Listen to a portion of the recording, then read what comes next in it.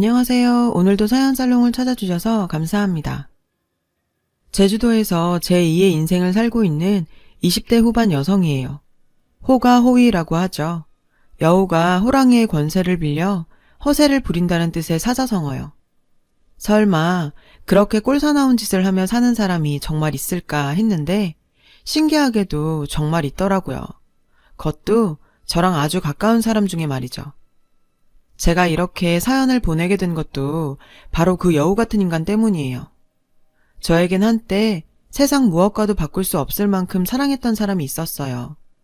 동화 속 왕자처럼 모든 게 완벽한 사람은 아니었지만 적어도 제 눈에는 그 사람의 부족함마저도 흠으로 보이지 않는 그런 사람이었죠. 바로 제 남편이요. 남편은 저희 아빠가 운영하시던 회사의 영업부 직원이었어요. 사람은 좋은데 영업수완은 그리 좋다고 할 수 없는 사람이었죠. 솔직히 말하자면 영업수완이 영 꽝인 사람이었어요. 오죽하면 별명이 영업부 욕바지였겠어요. 우리가 처음 만나던 그날도 남편은 복도에서 상사한테 욕을 먹고 있었어요. 아빠를 만나러 회사에 들렸던 저는 그 광경을 보고 솔직히 조금 놀랐었죠. 다 큰 어른이 학교도 아니고 회사에서 저렇게 혼이나? 나 같으면 당장 관둔다. 저런 수모를 당하면서까지 회사에 다녀야 하나 생각했어요. 한참을 모욕적인 말을 퍼붓던 상사는 엘리베이터를 타고 가버렸어요. 그런데 글쎄 이 남자가 이미 닫힌 엘리베이터 문 앞에서 90도 직각으로 허리까지 숙여 인사를 하지 뭐예요. 근데 뭐랄까 그 모습이 굴욕적이라기보다는 대단하게 보이더라고요. 순간 어른들의 사회생활이라는 게 어쩌면 이런 게 아닌가 하는 생각마저 들었죠. 순간의 화를 못 참고 뛰쳐나가는 건 쉽지만 굴욕적인 순간까지도 참고 버티는 건 어려운 일이잖아요.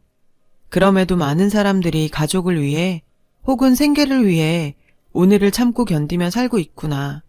그리고 그건 창피한 게 아니라 책임감을 아는 어른다운 행동이 아닐까 하고 말이죠. 한참을 그렇게 허리를 숙이고 있던 남편은 제 인기척을 느끼곤 도망치듯 사무실로 들어가 버렸어요. 그날 이후 남편의 그 모습이 뇌리에서 지워지지 않더라고요. 그래서 아빠 회사에 갈 때마다 영업부 앞을 어슬렁거렸죠. 남편과 정식으로 인사를 나눈 건 1년 뒤 제가 아빠 회사 홍보부에서 인턴 생활을 하면서부터였어요. 간부들을 제외하곤 제가 사장 딸인 걸 아무도 몰랐기 때문에 전 남들처럼 평범한 회사 생활을 할 수 있었죠. 남편과는 부서는 달랐지만 복도나 구내식당에서 종종 마주치곤 했어요. 남편은 절 기억 못하는 것 같았어요. 차라리 그 편이 낫죠. 어떻게 보면 남편한테 있어서는 남한테 보이기 창피한 순간이었을 텐데 그걸 제가 지켜본 걸 알면 제가 얼마나 불편했겠어요. 그러던 어느 날이었죠. 저는 사무실에 휴대폰을 두고 오는 바람에 뒤늦게 다시 사무실로 돌아와야 했어요. 근데 하필 사무실 문이 잠겨 있는 거예요. 보안과 직원도 안 보이고 난감하던 그때 영업부에서 남편이 나왔어요. 야근을 마치고 막 퇴근하던 참이었죠. 남편은 절 보고는 무슨 일 있냐며 다가왔고 전 자초지종을 설명했어요. 그러자 남편은 넥타이 핀을 빼선 능숙하게 문을 따주었죠. 그리곤 제가 휴대폰을 찾아 나올 때까지 문 앞에서 기다려주었어요. 인턴 생활 힘들죠? 그래도 지나고 나면 지금 하는 일이 많이 도움이 될 거예요. 송아름씨. 어머, 제 이름 기억하세요? 놀랐어요. 같은 부서도 아닌데 제 이름까지 알고 있다니. 그런데 그게 아니라 저 사원증에. 알고 보니 제 목에 걸린 사원증에 떡하니 제 이름이 적혀 있더라고요. 전 그것도 모르고 제 이름을 기억하는 줄 알고 좋아했던 거죠. 어찌나 창피하던지 얼굴이 벌겋게 달아올랐어요. 그날 이후 남편과 전 복도에서 만날 때마다 안부를 물을 정도로 가까워졌어요.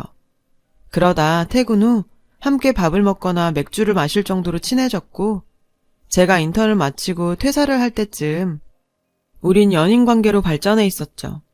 2년간의 연애를 끝으로 우린 결혼을 약속했어요. 저는 더 이상 제 신분을 숨길 수 없었죠. 그래서 남편한테 솔직히 말했어요. 제가 사장 딸이라고요. 처음에 남편은 농담하지 말라며 웃어 넘겼죠. 하지만 저희 집에 인사를 드리러 가서 아빠를 보고는 그제야 많이 놀라더군요. 처음에 아빠는 반대를 하셨어요. 아빠 외엔 가족이 없다 보니 저한테 든든한 사람을 붙여주고 싶어 하셨죠. 아빠 회사를 이어갈 사람으로요. 솔직히 남편은 그럴 만한 능력이 되는 사람은 아니었거든요. 학벌도 그렇고 업무 능력도 많이 떨어지는 사람이었으니까요. 하지만 결국 아빠는 제게 져주셨죠. 제가 그 사람을 많이 사랑했거든요. 그렇게 우린 결혼을 하게 됐고 남편은 영업부 욕바지에서 하루아침에 신데렐라로 거듭나게 됐죠. 신혼집은 제 명의로 돼 있던 아파트에 꾸렸어요. 사실 남편네 형편이 그리 좋은 편이 아니었어요. 남편이 벌어서 홀 어머니와 여동생을 보살피고 있었으니까요. 이런 점도 아빠는 탐탁지 않아 하셨어요. 왜 안 그렇겠어요. 엄청난 재력을 가진 시대까지는 아니어도 딸 자식 힘들게 할 정도의 형편은 아니길 바라는 게 부모 마음이잖아요. 하지만 어쩌겠어요. 딸이 택한 길이니 어쩔 수 없었죠. 주변의 기우에도 불구하고 우린 행복한 결혼 생활을 이어갔어요. 남편과 시어머니, 시누이 모두 저한테 잘해주었거든요. 특히 남편은 나 하나만 바라보고 헌신적인 사랑을 쏟는 사람이었어요. 전 그런 남편을 많이 믿고 의지했고요. 하지만 남편의 회사 생활은 결혼 생활과는 달리 꽤 위태로웠죠. 결혼 이후 전무로 승진한 남편은 그 자리를 지킬 정도의 능력을 가진 사람은 아니었으니까요. 연이은 계약 실패로 회사에선 책임론이 불거지길 일쑤였고 그럴 때마다 저는 아빠를 찾아가 울고 짜며 위기에서 남편을 구해냈죠. 상황이 이렇다 보니 회사에서 남편의 입지는 점점 좁아졌어요. 그러던 어느 날이었어요. 인터넷에 아빠 회사가 부도 위기라는 기사가 떴더라고요. 협력업체의 도산으로 아빠 회사까지 흔들리게 된 거죠. 그 길로 전 친정으로 달려갔어요. 걱정이 돼서 가만히 있을 수 없었거든요. 가보니 아빠는 아무 일 없는 듯 정원수에 물을 주고 계셨죠. 그리곤 오히려 놀라서 달려온 저를 향해 내가 누구냐? 맨손으로 시작해 지금 이 자리까지 오른 사람이야. 아빠 그렇게 쉽게 안 무너진다. 그러니까 걱정 말고 돌아가. 시부모님 계신데 툭 하면 친정일에 나서는 거 아니다. 여전한 아빠 모습을 보자 안심이 됐어요. 그래, 아빠가 어떻게 읽은 회사인데 하루아침에 어떻게 되겠어? 전 그렇게 안일하게 생각하곤 돌아섰죠. 하지만 그때 이미 회사는 손쓰기 힘든 상황까지 내몰려 있었고 아빤 그 사실을 제게 숨기시려고 괜찮은 척 하신 거란 걸 나중에야 알 수 있었어요. 회사를 살리기 위해 아빠의 개인 재산을 몽땅 회사에 쏟아부으셨어요. 집까지 저당을 잡히면서요. 아빠의 그런 노력 덕분에 회사는 부도를 면할 수 있었죠. 하지만 회사를 정상화하기 위해선 매각 외에는 방법이 없었어요. 결국 아빠는 고용승계를 조건으로 회사를 매각했고 아빠의 희생 덕분에 회사와 직원들은 살아남게 되었어요. 아빠는 빈털터리가 되고 말았죠. 일생을 다 바쳐 일궈낸 회사를 살리느라 말이에요. 설상가상으로 얼마 뒤 아빠는 뇌경색으로 쓰러지셨어요. 집에서 일하시던 아주머니도 내보내고 홀로 집에 계셨던 탓에 발견이 늦어져서 발견 당시 상태가 많이 안 좋았어요. 아빠는 한 달 넘게 한방병원 중환자실에서 생활하시다가 잠시 상태가 호전되는 듯 했지만 결국 세상을 떠나고 마셨죠. 하루아침에 전 고아가 된 거예요. 아빠 장례식장에는 회사분들이 오셔서 많이 도와주셨어요. 모든 장례 절차는 아빠와 창업부터 함께 하셨던 강 이사님이 맡아주셨어요. 남편은 하도 울어서 탈진 상태였던 절 대신해서 상주 노릇을 해주었고요. 그렇게 아빠의 장례식은 주변의 도움으로 잘 마무리 지을 수 있었어요. 하지만 장지에서 돌아온 그날부터 제 인생은 이전과는 180도 다른 모습으로 변해버렸어요. 그 시작은 현관문을 열고 집으로 돌아온 그 시점부터였죠. 평소 상냥하고 나긋나긋하던 시어머니는 전혀 다른 사람이 돼 있었어요. 그건 시누이도 마찬가지였죠. 제가 몸도 가누기 힘든 상태로 현관에 들어서는데도 누구 하나 달려와 손을 잡아주지 않더군요. 오히려 그 반대였죠. 소파에 앉아 빤히 절 쳐다보며 가소롭다는 표정이었어요. 그리곤 장지에서 출발한 지가 언젠데 이제야 오는 거냐? CM일 굶겨 죽일 작정이야? 왔으면 밥부터 차려라. 어서. 기가 막혔어요. 방금 땅에 아빠를 묻고 온 저한테 밥을 차리라고 호통을 치다니. 제정신인가요? 어머님, 지금 저한테 뭐라고 하셨어요? 밥을 차리라고요? 아니, 방금 부모를 땅에 묶어온 사람한테 밥 차리라고 닥달하시는 거예요? 네? 서운한 마음에 입술까지 파르르 떨렸어요. 그런데 언니, 지금 뭐 하는 짓이야? 아니, 며느리가 돼선 시어머니한테 고개 빳빳이 쳐들고 따지는 거야? 뭐야? 언니네 아빠 죽었으니까 우리 엄마도 굶어 죽으란 거야? 뭐야? 완전 개싸가지네. 평소 저를 친언니처럼 따르던 시누이는 거품을 물며 저한테 달려들었어요. 순간 내가 악몽을 꾸고 있나 착각이 들 정도였죠. 하지만 이건 시작에 불과했어요. 이보다 놀라운 건 바로 남편의 태도였거든요. 주차를 하고 저보다 늦게 집에 온 남편은 현관에 들어서자마자 상주 완장을 바닥에 내던지며 화를 내는 거예요. 아씨, 망했어. 부자가 망해도 3년은 산다는데 어떻게 네 집은 네 아빠 죽고 나니까 쥐뿔도 안 남냐?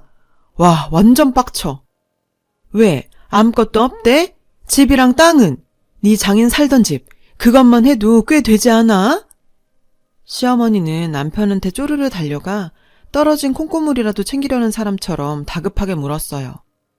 없어.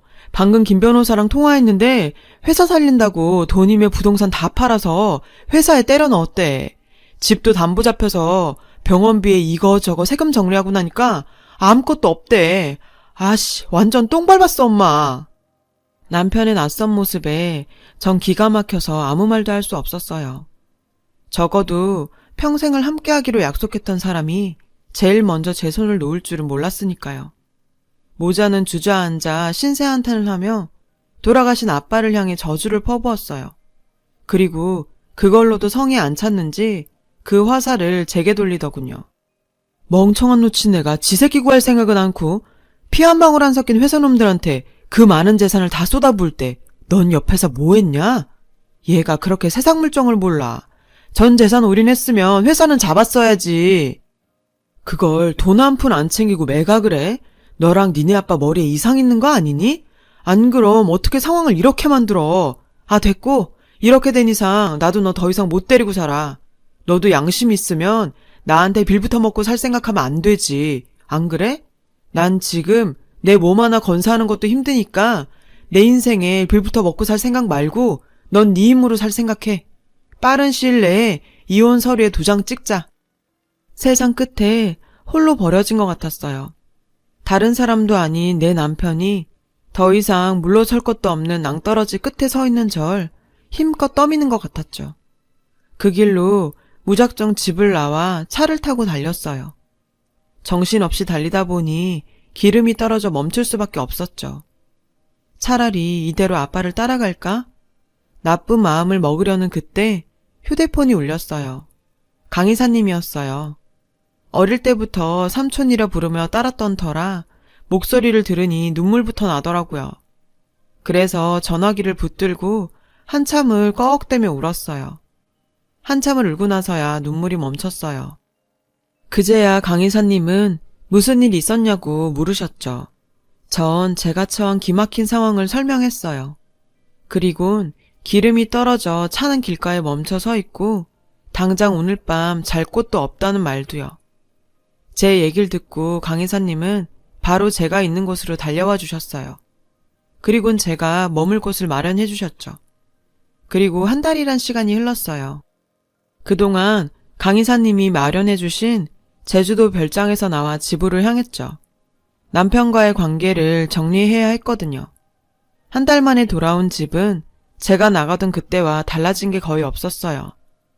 하루 종일 TV 앞에 앉아 홈쇼핑 채널을 보는 시어머니도, 게임에 빠져 컴퓨터 앞에 사는 시누이도 모두요. 달라진 게 있다면 회사에 있어야 할 남편이 평일 오후임에도 집에 있다는 거 정도? 절 보자 시어머니는 도끼 눈을 뜨곤 절 노려봤어요. 그리고 남편을 불러댔죠. 방에서 늦잠을 자던 남편은 짜증을 내며 거실로 나왔어요. 안 돌아올 것처럼 나가더니 벌써 기어 들어오냐? 난 또 영영 안 들어올 줄 알았지. 절 보자 남편은 똥 씹은 표정을 하며 말했어요. 내 집인데 당연히 와야지. 참, 이거 이혼 서류야. 내 건 다 적었으니까 당신 거 적어줘. 전 서류 봉투를 남편한테 건넸어요. 봉투에서 서류를 꺼내보던 남편은 순간 화들짝 놀라더군요. 그리고 눈동자가 심하게 흔들리더니 말까지 더듬었어요. 왜냐고요? 제가 남편 보라고 이혼 서류 뒤에 제 명의로 된 제주도 땅 문서를 끼워 넣었거든요. 이게 다 뭐야? 자기, 제주도에 땅이 있었어? 이게 얼마야?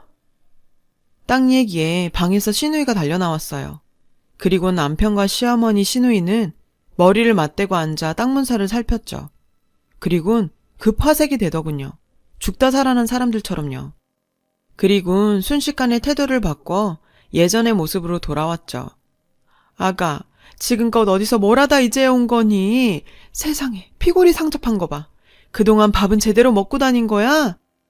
에휴, 가야 온 것. 친정아버지 그렇게 보내고 얼마나 힘들었니? 이제 다 잊고 과거는 훌훌 털어라. 안 좋은 기억은 후딱 터는 게 상책이다. 너 좋아하는 김치찌개 끓여줄 테니까 씻고 와라. 밥부터 먹자. 와우, 이건 뭐 아카데미 여우주연상은 따놓은 당상이겠더라고요. 근데 그건 시어머니뿐만 아니더라고요. 시누이랑 남편도 거의 동급으로 확 표정을 바꾸곤 예전 모습으로 변해 있었거든요. 이야, 연기파들 나셨네. 온 가족이 아주 아카데미 주연상감이야. 그렇게 죽일 듯이 발톱 세고 달려들던 사람들이 땅 문서 보더니 순한 양이 되셨네? 무슨 소리야. 우리가 언제 그랬다고. 전엔 자기가 워낙 정신 못 차리고 시리에 빠져 있으니까 냉혹한 현실 자각하라고 일부러 강하게 밀어붙인 거였지. 우리가 안 그랬어 봐? 자기가 지금처럼 정신 차렸겠나? 다 자기 위해서 악역을 자처했던 거라고. 근데 자기야, 이 땅 어디서 난 거야? 아니 겉보다 땅이 꽤 넓던데 팔면 얼마나 받을 수 있는 거야?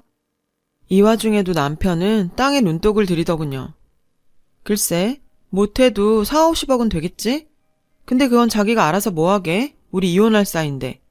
자기야, 오늘 중에 제출할 수 있게 얼른 이혼 서류 좀 작성해 줄래? 내가 당신들 쌍판떼기를 보고 있자니 토가 쏠려서 말이야. 뭐? 야, 너 말 다 했어? 이게 아주 간땡이가 부었나? 땅 좀 생겼다고 아주 기고만장이구나 너. 그래, 이혼해줄게. 근데 그냥은 안 돼. 나 지난주에 회사에서 잘렸거든. 왠지 알아? 다 잘난 네 아빠 사위라서 미운 털 박혀서 잘렸어. 내가 너 때문에 인생까지 조졌는데 그냥 순순히 물러설 순 없잖아. 안 그래? 그래서 난 내 몫의 재산 분할은 확신이 받고 끝낼 생각이야. 마침 잘 됐다. 생각지도 못한 제주도 땅까지 생길 수 있게 됐네. 고맙다 야. 남편은 무척이나 만족하는 눈치였어요. 그건 시어머니와 시누이도 마찬가지였죠. 자긴 역시 한결같아. 회사 일도 더럽게 못해서 매번 회사에 노만 끼치더니 법에 대해서도 개뿔 아는 게 없구나. 재산 분할? 그래, 해야지. 근데 분할 대상의 재산은 결혼 이후에 생성된 거에 한해서라는 거 모르나 봐? 이 집이랑 차, 내가 결혼 전부터 가지고 있었던 거고 제주도 땅? 이거 역시 우리 아빠가 내 몫으로 남겨준 거니까 자기한텐 전혀 권리가 없거든. 전부 특유재산이니까 말이야. 기억나지? 이 집에 신혼살림 차릴 때 자기가 들고 온 거. 별 볼 일 없는 이 몸뚱이랑 거머리 같은 네 엄마랑 네 여동생 그게 다였어. 근데 난 네가 가져온 거 하나도 탐이 안 나서 말이야. 그냥 너 다 주려고. 우리 아빠가 현명했지. 언제고 네가 내 뒤통수 칠 거라고 강 이사님한테 이 땅 문서 맡기면서 그랬다더라. 잘 간직했다가 너랑 헤어질 때 주라고. 분명히 네가 자기 딸 홀딱 벗겨먹고 빈손으로 내쫓을 거 아셨던 거지. 그제야 상황 파악이 된 남편은 사색이 돼선 절 붙잡았어요. 자기야, 나 좀 용서해줘. 내가 잠깐 헷가닥 했었나 봐. 회사 잘린 충격으로 미친 짓 좀 했던 거야. 그러니까 나 좀 한 번만 봐주라, 응? 그래, 아가. 이 애미가 이렇게 비마. 서운한 마음 평생 우리한테 풀면서 살아라. 평생 받아줄 테니 제발 용서해주렴. 그래요, 언니. 언니 원래 독한 사람 아니잖아요. 한 번만 다시 생각해줘요. 우리 이런 사이 아니잖아. 아주 가관이었어요. 세 사람이 제 발밑에서 손이 발이 되게 비는데 정말 역겹더라고요. 됐고, 피곤하니까 다들 이 집에서 나가주세요. 딱 1시간 여유 줄게요. 그 안에 구질구질한 당신들 짐 챙겨서 나가주세요. 알았죠? 이 시간 어기면 사람 부를 테니 각오하시고요. 전 안방으로 들어가 문을 걸어 잠궜어요. 남편과 시집 식구들은 미련을 못 버리고 방문 앞에서 용서해달라 애원을 해댔죠. 그렇게 1시간이 흐른 뒤 전 사설업체에 전화를 했고 업체 사람들이 도착해서야 남편과 그의 가족들을 집에서 끌어낼 수 있었어요. 그렇게 이혼 서류를 접수하고 전 서울집을 정리해서 제주도에 내려와 있어요. 복작되던 서울을 떠나 눈앞에 바다가 펼쳐진 제주도에 내려오고 나니 한동안 절 괴롭히던 두통이 싹 사라져버렸어요. 그동안 내 아빠 등에 타서 호가호위하며 살았던 남편은 여전히 재취업을 못한 채 가족들과 뿔뿔이 흩어져서 현재 고시원에서 살고 있다고 하더군요. 결혼 전 가지고 있던 재산을 제 돈만 믿고 홀라당 유흥비로 탕진한 탓에 월세 보증금도 수중에 없었더라고요. 시어머니와 시누이도 몇 년간을 일도 안 하고 저희 집에서 보내주는 돈으로 먹고 살았으니 말 다 했고요. 호랑이 등에 탈 땐 좋았겠지만 그 등에서 내려온 뒤에 벌어질 일에 대해선 생각 않고 살았던 게 죄라면 죄겠죠. 암튼 이젠 저와는 상관없는 일이에요. 앞으로 전 제 인생에만 신경 쓸 생각이니까요. 이곳 제주에서 제2의 인생을 맞을 준비만으로도 충분히 전 바쁘니까요. 아직 구체적인 계획은 잡지 않았지만 서두르지 않고 차근차근 준비할 생각이에요. 이런저런 일 풀어놓고 나니 정리도 되네요. 긴 이야기 들어주셔서 고맙습니다. 마음 넉넉하고 행복한 하루 되세요. 여러분, 사연 댓글에 응원과 현명한 조언 부탁드려요. 좋아요와 구독은 저에게 큰 힘이 됩니다. 오늘도 좋은 일 가득하세요.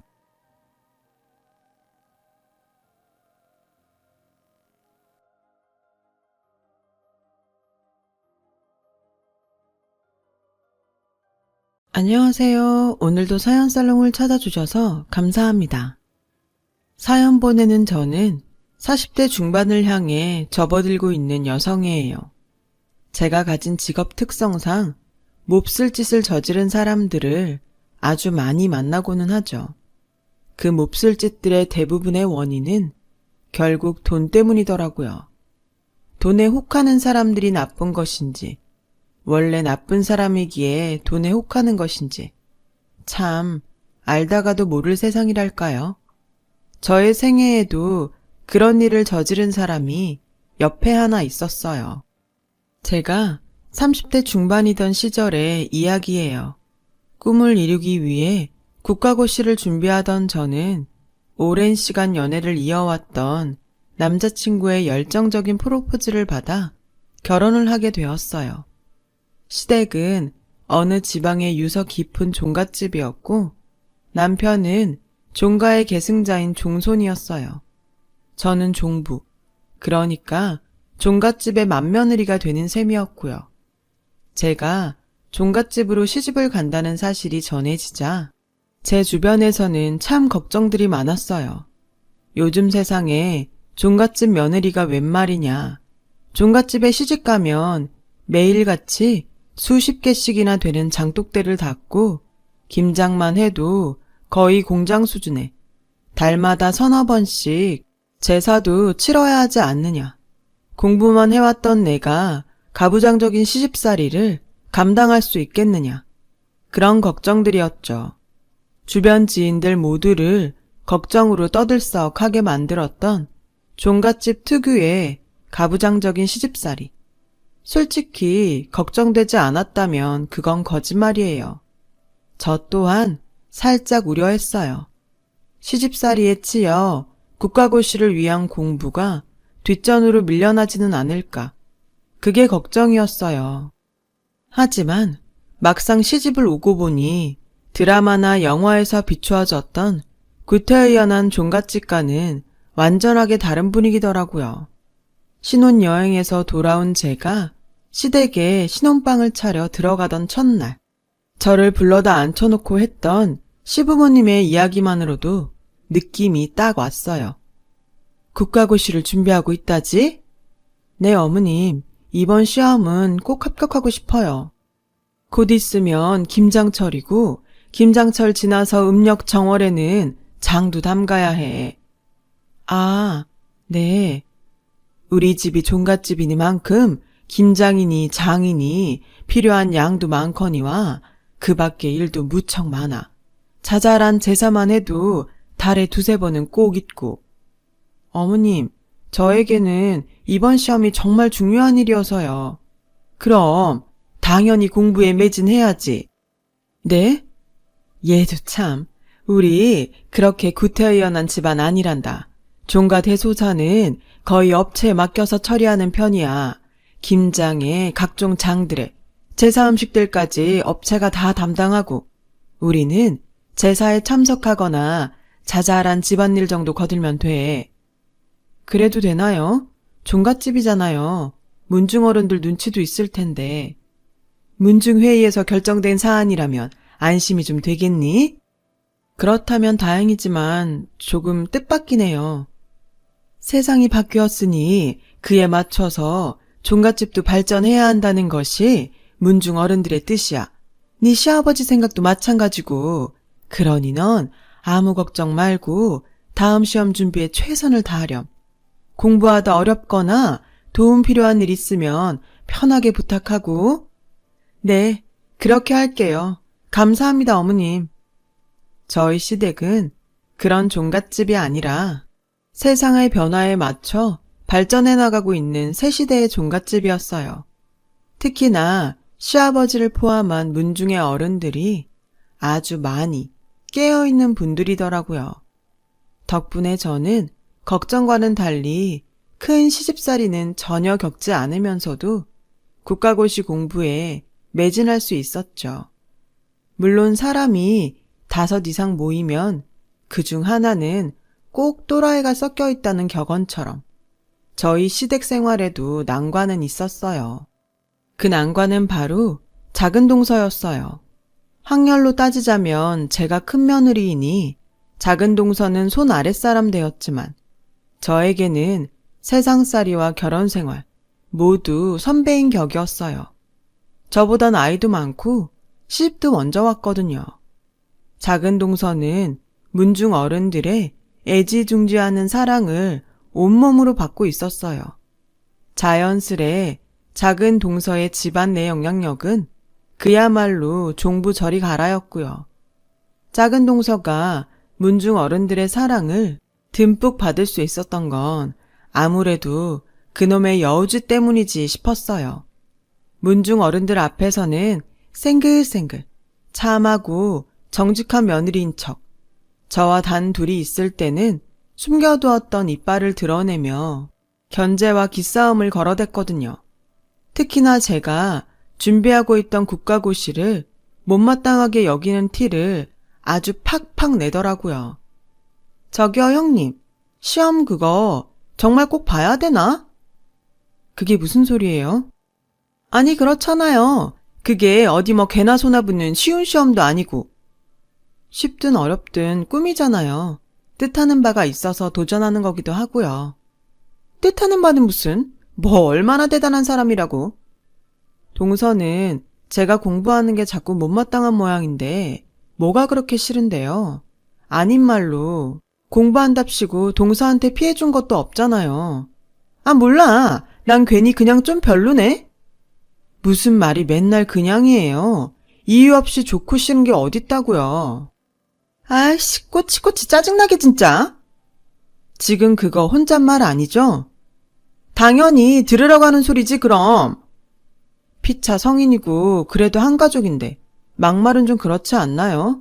어른들 없을 때 은근히 반말 섞는 것도 솔직히 불쾌하고요. 뭐래? 가족이고 싶으면 내 말이나 똑똑히 들으셔.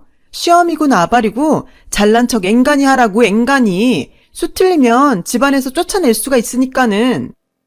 저는 그런 작은 동서가 늘 의문스러웠어요.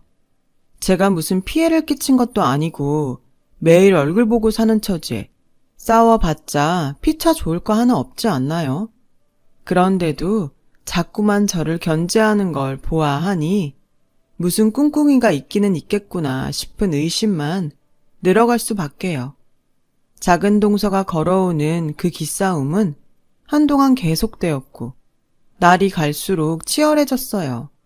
급기야는 문중회의에서 결정되었던 대로 집안 대소사를 외주 업체에 맡겨 처리해왔던 것을 집안 며느리들이 직접 해야 옳지 않겠냐면서 시부모님을 부추기기 시작하더라고요. 속셈이야 뻔했죠 뭐. 대소사를 며느리들에게 가져온 다음에 일이란 일은 저에게 모조리 떠넘기려는 수작이라는 거. 아니, 시어머니의 집안 어른들도 안 시키는 시집살이를 자기가 뭐라고 시키려 드는지 참. 그동안 작은 동서와 똑같이 맞받아치면 똑같이 저급한 사람이 될 것 같다는 생각에 그래, 어딜 가나 또라이 하나는 있는 법이니까 하면서 넘겨왔던 저는 더 이상 참을 수 없었어요. 그래서 작은 동서에게 맞서 보았죠. 정 그렇게 시집살이가 시키고 싶으면 문중회의 안건으로 올리던가요. 집안 대소사들 며느리가 직접 하는 걸로 다시 돌려놓자고. 점잖은 시부모님 들볶는 것보다 그쪽이 빠르지 않겠어요? 지금 제대로 싸워보자는 거지 이거? 싸운다기보다는 어른들 의견을 들어보자는 거잖아요. 왜요? 문중회의에 올리면 안 될 만한 문제라도 있어요? 갑자기 왜 이런데? 어디 한번 내가 말해볼까요? 업체에 맡겼던 일들 전부 저한테 떠넘길 생각이라는 거. 그렇게 일 다 떠넘겨서 국가고시 포기하게 유도하려는 거. 틀렸으면 반박하던가요. 아 뭐래 진짜. 지금 손윗사람이라고 유세 떠는 건가? 손윗사람이면 증거도 없이 손아랫 사람 막 몰아붙이고 그래도 돼? 작은 동서가 그렇게 말하는 순간 저는 보았어요. 제 앞에서는 단 한 번도 기죽는 법 없던 작은 동서의 눈빛이 흔들리는 걸요. 그래서 저는 내친 김에 한번 떠보았죠. 동서 지금 혹시 시아버님이 관리하고 있는 문중 재산 노리고 이래요? 선산이랑 뭐랑 다 합쳐서 100억 정도 간다는 그 토지? 그래서 제가 시험에 합격하면 안 되는 거고요? 아니죠. 아무리 여우짓을 해도 설마 그 정도까지 못된 사람은 아닐 거야. 그쵸? 어린 년이 말하는 꼬라지 보소 이거. 내가 너보다 나이를 먹어도 몇 살은 더 먹었고 결혼을 해도 몇 년을 빨리 했어. 까불지 마. 아무래도 제가 작은 동서의 정곡을 찔렀지 싶었어요. 시아버님 명의로 관리되고 있던 문중 재산을 노리기 위해 저를 집안에서 쫓아내려는 수작이 분명했어요. 그러나 당시 저는 큰 걱정은 하지 않았어요. 작은 동서에 가짜는 수작질에 놀아날 만큼 시아버님은 어리석은 분이 아니었거든요. 되려 세상 이치에 밝고 무척 현명한 분이었죠. 비록 명의는 시아버님의 것으로 되어 있었지만 문중 어른들도 든든하게 버티고 있었고요. 하지만 아무리 작은 동서의 수작에 큰 걱정은 하지 않는다 한들 작은 동서로부터 받는 스트레스까지 외면할 수는 없더라고요. 시부모님과 남편도 아무 말 없는 임신을 종용하지를 않나. 이따금씩 어쩔 수 없이 힘든 일이 생길 때마다 온갖 핑계를 대며 저에게 다 떠넘기지를 않나. 시부모님과 문중 어른들 앞에서는 여전히 참하고 정직한 며느리인 척, 가식이랑 가식은 다 떨면서도 저와 단 둘이 있을 때에만 해왔던 발언과 폭언 또한 갈수록 심해졌죠. 그때마다 저는 꿋꿋하게 맞서도 보고 때때로 종부이자 윗사람 자격으로 타일러도 보았지만 작은 동서의 뚝심은 대단하더군요. 물론 안 좋은 쪽으로의 뚝심이었지만요. 그렇게 옥신각신하는 날들을 보내는 사이 저는 알게 모르게 스트레스가 축적되었고 도무지 공부에 집중할 수 없었던 탓에 고대하던 국가고시에 낙방하게 되었어요. 저의 낙방 소식에 시부모님과 문중 어른들 모두가 위로를 건네었지만 단 한 사람만은 아니었죠. 누구겠어요? 말 하나마나 당연히 작은 동서였죠. 제가 시험에 낙방하던 날 작은 동서가 저를 슬쩍 좋은 소고기집으로 불러내더군요. 그만하면 됐어요, 형님. 왜 그런 말도 있잖아요. 사람 살 길은 삼신할미가 점지해주는 것이라고. 그만큼 노력해서 안 됐으면 어차피 안 될 일이었으니 하는 셈 치면서 마음이나 편하게 살자고요. 쓸데도 없는 공부 같은 건 때려치우고. 에이, 인상 풀라니까는 내가 어디 뭐 싸우자고 불렀나? 같은 식구 입장에서 위로나 좀 해주려고 불렀지. 위로가 아닌 걸로 들려서요. 어머머머? 사람 참 위로가 아니기는. 비꼬는 거 맞죠? 뭐 그렇게 들렸다면 그렇게 듣던가. 그런다고 패배자 꼬라지가 달라지는 것도 아니겠지만. 동서! 그래서 내가 얘기했잖아. 그쪽 뭐 그렇게 대단한 사람 아니라고. 시험 합격하면 어쩔래요? 내가 가만히 내버려 둘 것 같아? 내가 동서한테 질 것 같나 보죠? 결과가 말해주고 있잖아. 패배자. 되도 않는 꿈이나 꾸고 앉아있다가 가랑이 찢어져 버린 우리 큰 며느님 불쌍해서 어쩌지? 거지 적선이라도 좀 해드릴까? 됐다. 내가 너 같은 거랑 무슨 말을 더 섞겠냐? 이게 어디서 반말을? 왜? 나는 반말 좀 하면 안 되냐? 꼬우면 너부터 말 올려 하던가. 하긴 앞으로 몇 번이나 더 보겠다고 존댓말을 듣겠냐마는. 순간 작은 동서의 얼굴에 화색이 돌더군요. 지금 그 말 집에서 나가겠다는 얘기지? 착각하지 마. 똥은 더러워서 피하는 거야. 무서워서 피하는 게 아니라. 웃겨. 도망치는 주제에 변명은? 좋을 대로 생각하고 마지막 경고니까 똑똑히 기억하면서 살아. 난 다른 사람이 그 똥 안 밟도록 치워버리는 스타일이야. 어디가? 고깃값은 내고 가야지. 진상도 가지가지 한다 정말. 그래, 먹고 떨어져라 아주. 그날로 저는 남편과 시부모님 그리고 문중 어른들 모두의 동의를 받아 분가에 나왔어요. 언젠가는 반드시 시험에 합격해서 작은 동서의 낯짝을 구겨놓겠다 다짐하면서요. 그렇게 분가한 이후로는 모든 일들이 순조롭게 풀리더군요. 스트레스가 없으니 저의 일상은 안정을 찾았고 남편과 단 둘만의 달콤한 신혼을 즐기는 한편으로 공부에 더욱 매진하게 되었죠. 덕분에 이듬해에 들어서는 1차 시험에 합격했고 이어지는 2차, 3차 시험에도 모두 합격했어요. 마침내 꿈을 이룬 저는 어마어마한 업무량을 소화하느라 정신없는 날들을 보냈어요. 제가 간신히 업무에 적응했을 무렵 의절한 작은 동서와의 인연이 뜻밖의 사건을 통해 다시 이어지게 되었어요. 정정하던 시아버님이 갑작스런 뇌출혈로 생사를 넘나들고 있다는 소식이었죠. 그와 동시에 흉흉한 소식 하나도 접하게 되었어요. 문중의 누군가가 가문의 토지를 투기꾼들에게 불법 매각하려 든다는 소식이었어요. 문중 어르신 중 한 분이 눈치를 채셨던 모양인데 섣부르게 건드렸다가 오히려 해가 될까 싶어 저에게 의논하러 오셨더라고요. 아니나 다를까 그 누군가는 바로 작은 동서더라고요.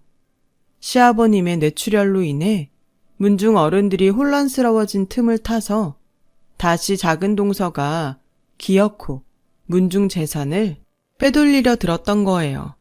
하지만 한시가 급했던 시아버님이 계셨기 때문에 그것부터 신경 써야 했죠. 젊을 적 의료계에 몸담았던 친정 부모님의 인맥을 수소문한 끝에 국내 최고의 의사를 통해 시아버님의 뇌출혈 수술부터 성공적으로 마쳤어요. 그리고 시아버님의 수술이 성공적으로 마치던 바로 그날 밤, 작은 동서가 훔쳐낸 시아버님의 인감도장과 땅 문서를 통해 투기꾼들에게 문중의 토지를 팔아치우려는 순간 문중 어른들과 함께 제가 들이닥쳤어요. 제 얼굴을 확인한 작은 동서의 얼굴은 하얗게 질리더라고요. 얘기했죠? 시험 꼭 붙을 거라고. 그리고 난 다른 사람이 똥 밟지 않도록 치워버리는 스타일이라고. 제가 그토록 치열하게 준비했던 국가고시가 바로 사법고시였습니다. 저는 검사가 되었고요. 왜 그러고 있어요? 그렇게 꼬장꼬장하던 양반이. 입이 있으면 소감 한마디라도 해봐요, 어디. 아직 상황 파악이 덜 된 모양인데 좋아요. 순서대로 차근차근 밟아 나가죠. 김희정 씨, 지금부터 하는 말은 법정에서 불리하게 작용할 수 있고 변호사를 선임할 수 있으며 묵비권을 행사할 수 있습니다. 체포 및 진술 과정에서 폭력과 억압 등 불리한 처사를 겪게 되었을 경우 법률에 따라 보호받을 수도 있고요. 아시겠죠? 작은 동서는 그제야 정신이 번쩍 들었는지 형님, 시험 합격했다는 얘기는 들어서 알고 있었어요. 축하한다는 말도 못 전했네. 이해해요. 피차 축하 인사 같은 거 주고받을 사이는 아니니까. 너무 그렇게 딱 자르지 말고요. 네? 지금 이게 어떻게 된 상황이냐면 그러니까 설마 그것도 모르면서 여기 왔을까 봐서요. 내가? 아무래도 그렇겠죠? 그래도 잠깐 설명을 드리자면 조심해요. 지금부터 하는 말은 법정에서 불리하게 쓸 수 있다니까? 잘못했어요. 내가 돈에 눈이 멀었어요. 이런 생각으로 시집 왔던 건 아닌데 거머쥘 수 있는 금액이 워낙에 크다 보니까 자꾸만 욕심이. 그러자 지켜보고 있던 문중 어른들이 작은 동서를 향해 지탄의 말을 쏟아내더군요. 그 지탄의 말을 잠자코 듣는 작은 동서의 표정은 시시각각 무너져 내렸어요. 진작에 이럴 줄 알았습니다. 누군가를 향한 경계가 너무 지나쳐서 의심은 했었지만 사람이 왜 이렇게 차가워졌어 정말. 누구 겁주려는 것도 아니고 나랑 싸웠던 일 때문에 삐져서 이래? 그것까지 포함해서 내가 다 사과하고 잘못했다니까? 응?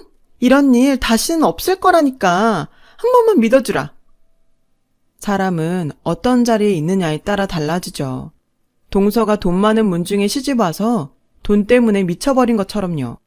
상황이 그렇게 만든 건지 동서가 원래 그런 사람인지는 잘 모르겠지만 형님 제발요. 한솥밥 먹던 가족이잖아요. 어쩔 수가 없네요 지금은. 얘라이 그래 내가 도둑질했다. 다 팔아치우고 나 혼자 떵떵거리면서 잘 먹고 잘 살려 했어. 그래서 뭐 꼴랑 검사? 니깎게 어쩔 건데 변호사 불러. 어떻게 할지는 지금부터 차차 알아봐야 하지 않을까요? 잘난 척 하지 마. 그 큰 돈에 욕심 한번 안 품어본 사람 있을 것 같아? 어디 나만 그랬을 것 같아? 천만에. 다들 겁쟁이라 침만 흘렸을 뿐이지 속은 다 똑같았을 거라고. 반성의 여지는 없는 겁니까? 뭐? 주변을 한번 보시죠. 제가 정말 검사로서 이 자리에 왔다면 왜 검찰 수사관이나 경찰들이 아닌 문중 어른들을 대동하고 왔을까요? 그리고 체포영장은 왜 안 들고 왔을까요? 그 말 그대로였어요.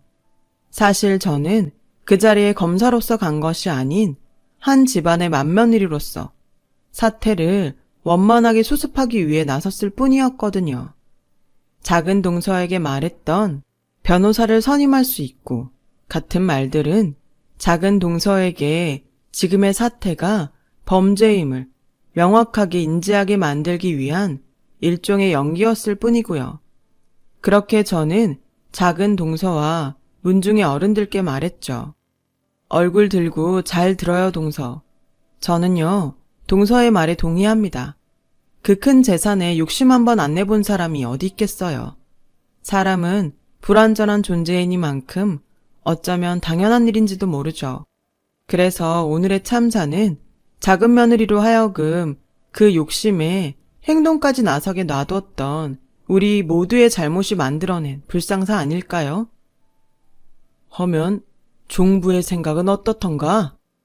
당장의 용서가 어렵다면 기회를 한번 줘보는 것은 어떨까요? 둘째 며느리 스스로 잘못을 뉘우치고 반성하는 삶을 살 수 있도록요. 잠시 이야기를 주고받으며 한참을 고민하던 문중 어른들은 비로소 저를 향해 고개를 끄덕였고 작은 동서는 눈물을 펑펑 쏟으며 문중 어른들을 향해 큰 절을 올렸어요. 앞으로 어떤 삶을 살게 될지는 모르겠지만 오늘 일 절대로 잊으면 안 돼요. 다른 욕심이 언제 또 들어서 동서를 망치려 들지 모르니까 지금의 마음 가슴 깊이 새겨야 해요. 고마워요. 정말 감사합니다, 형님. 그래도 다행이죠. 땅 팔아 치우기 전에 도착해서. 팔아버린 다음에 도착했으면 그때는 영장 발부 받아서 왔을지도요. 작은 동서는 그날의 교훈을 뼈저리게 느낀 모양인지 스스로 이혼 제안을 해왔고 이혼이 결정되던 날 호련히 시댁을 떠나 지금껏 근처에 얼씬조차 하지 않고 있어요. 제가 해줄 수 있는 일은 작은 동서가 어디서 어떤 삶을 살든 돈 욕심에 눈이 멀어 같은 잘못을 되풀이하고 있지 않기만을 기원해주는 것 뿐이었죠. 돈 때문에 자신의 삶을 망치지 않길 말이죠. 저는 뇌출혈 수술에서 회복한 시아버님, 그리고 문중 어른들 모두의 동의를 받아 시아버님 명의로 되어 있던 문중 토지를 문중 공동 명의로 돌려놓았어요. 인간이 불완전한 존재인 이상 무력에 빠지지 않으리라는 보장이 없고 작은 동서가 그러했던 것처럼 돈 욕심에 부정한 짓을 저지르려는 가족이 나오지 않으리라는 법 또한 없으니까요. 다시 그런 일이 발생한다면 시댁 문중을 잘 지켜나가지 못할 수도 있겠죠. 작은 동서와의 사건을 겪기 전에는 몰랐지만 돈이라는 것은 본래가 사람의 마음을 뒤흔드는 어두운 마력을 가지고 있기에 부정한 돈 욕심에 사로잡힌 인간의 말로는 결국 범죄라는 사실을요. 하지만 돈의 어두운 마력에도 불구하고 우리네 세상에는 정직하고 올바르게 살아가는 사람이 훨씬 많다는 것을 아직 믿습니다. 저는 그 믿음으로 오늘도 달립니다. 제 긴 이야기 들어주셔서 감사합니다. 여러분, 사연 댓글에 응원과 현명한 조언 부탁드려요. 좋아요와 구독은 저에게 큰 힘이 됩니다. 오늘도 좋은 일 가득하세요.